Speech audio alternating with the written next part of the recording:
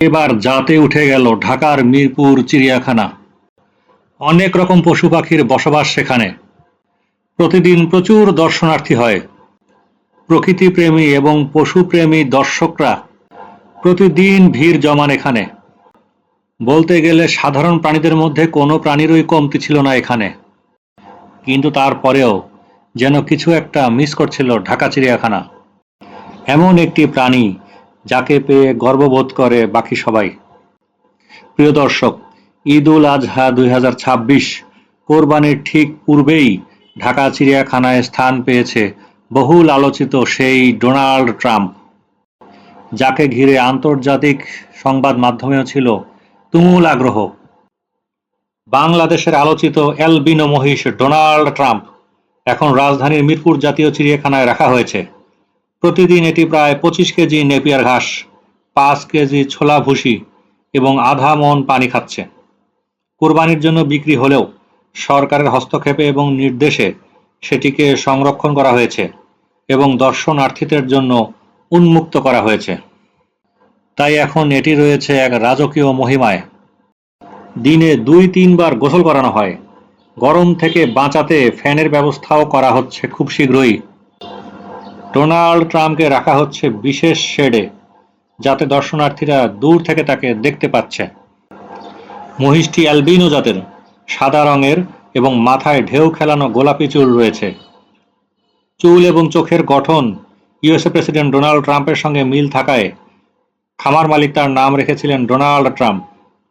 আন্তর্জাতিক সংবাদ মাধ্যমে যেমন the Telegraph, the independent, AFP, Reuters পর্যন্ত এই নিয়ে প্রতিবেদন করেছে, যার ফলে খ্যাতির শীর্ষে উঠে গেছে বাংলাদেশের ডোনাল্ড ট্রাম্প। মহিষটি আগে নারায়ণগঞ্জের রাবেয়া অ্যাগ্রো ফার্মে লালন পালন করা হচ্ছিল। পরে কোরবানির জন্য এটি বিক্রি হলেও জননিরাপত্তা এবং বিরল প্রজাতি সংরক্ষণের বিষয়টি মাথায় রেখে সরকার সেটিকে জাতীয় চিড়িয়াখানায় নিয়ে যায়। ক্রেতার টাকা ফেরত দেওয়া হয়েছে এবং এখন এটি সংরক্ষিত প্রদর্শনী প্রাণী হিসেবে রাখা হয়েছে। এই মহিষ বাংলাদেশের প্রাণী সম্পদ খাতে একটি রেয়ার ব্রিড হিসেবে সংরক্ষিত হচ্ছে।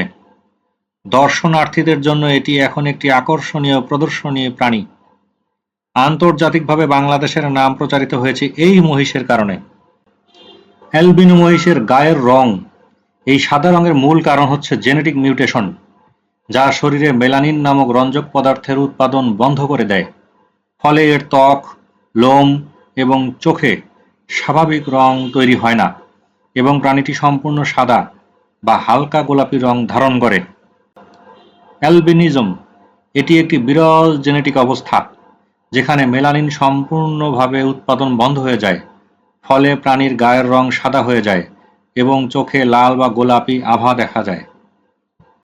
অ্যালবিনো প্রাণীর যত্নে সবচেয়ে গুরুত্বপূর্ণ হচ্ছে সূর্যের আলো থেকে সুরক্ষা দেওয়া, সঠিক খাদ্য এবং নিয়মিত স্বাস্থ্য পরীক্ষা করা। এদের ত্বক এবং চোখে মেলানিন না থাকায় সূর্যের আলোতে দ্রুত ক্ষতি হয় এবং সংক্রমণের ঝুঁকি বেশি থাকে। সকাল 10টা থেকে বিকাল 4টা পর্যন্ত এদেরকে বাইরে রাখা উচিত নয়। এছাড়াও এদের জন্য ছায়াযুক্ত জায়গা তৈরি করা প্রয়োজন। বাহিরে রাখলে শেড বা ইউভি প্রোটেক্টিভ কভার ব্যবহার করা উচিত। সূর্যের অতিরিক্ত তাপে এরা অস্বস্তি বোধ করে। এই ধরনের প্রাণীর চোখে আলোক সংবেদনশীলতা বা ফটোফোবিয়া এবং দুর্বল দৃষ্টি দেখা যায়। প্রিয় দর্শক, একটি নির্মাণাধীন ফ্ল্যাটে নির্মাণ কাজ শেষে ফিনিশিংয়ের সময় প্রায়শই একটি বিড়ম্বনা লক্ষ্য করা যায়। ফিনিশিং কাজে পেইন্টিং, টাইলস স্থাপন, ইলেকট্রিক্যাল ওয়্যারিং, প্লাম্বিং, কার্পেন্টারি সংক্রান্ত কাজগুলো দক্ষ লোকের অভাবে অনেক সময় সঠিকভাবে সম্পন্ন করা সম্ভব হয় না। কিন্তু একটি সিঙ্গেল সোর্স থেকে প্যাকেজ আকারে এই কাজগুলো সম্পন্ন করা হলে যথাযথ গুণগত মান রক্ষা করা সম্ভব হয়।